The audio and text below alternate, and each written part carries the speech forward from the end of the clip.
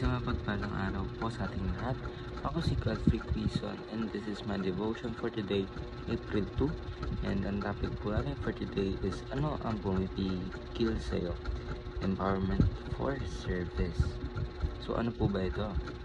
So, one of the primary works of the Holy Spirit po is to empower believers in order for us to serve God. So through the Holy Spirit daw po, the Holy Spirit equips and strengthens His people to accomplish His purpose.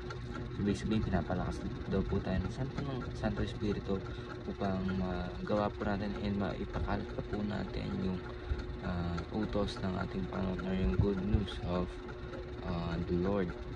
So this empowerment is not merely for personal gain, hindi ito yung pansariling bagay na gusto nating i-accomplish, kundi to manifest God's presence and bless other people. So the Holy Spirit po gives spiritual gifts, boldness and wisdom, enabling every believer to serve in ways that bring glory to God and build the church. So, ang scripture plan for today is Acts chapter 1 verse 8. Basahin ko po. So, but you will receive power when the Holy Spirit comes on you, and you will be my witness in Jerusalem and in all Judea and Samaria and to the ends of the earth. So, ayun po, ibig sabihin po is talaga pong binibigyan po ng blessings po ng Holy Spirit yung mga tao in order for us to serve our Lord. Of course, ano rin po yung ginawa niya sa mga saints. Ano ba, binigyan po ng blessings yung mga saints na magpaalis ng demons, magpagaling ng mga sakit, ng may sakit, diba? Of course, and po parang blessings na binibigay po sa atin ng Lord kasi marami po siyang bagay na binibigay po sa atin in order for us to spread yung good news ng ating Panginoon Hesus Kristo. So, ang ating pong teaching for today is every Christian is gifted to serve, of course, in order for us to fully serve our Lord. Marami pong gifts na binibigay po ang ating Panginoon. And, of course,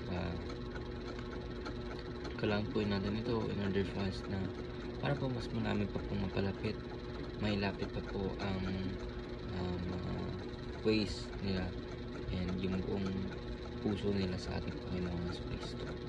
Second teaching is every Christian is called to witness. Of course, yung witness po na sabi dito is yung buhay po ng ating Panginoon, yung turo po niya sa atin and kung paano po siya namatay para po sa ating sins. So ayun po yung sabihin ng witness,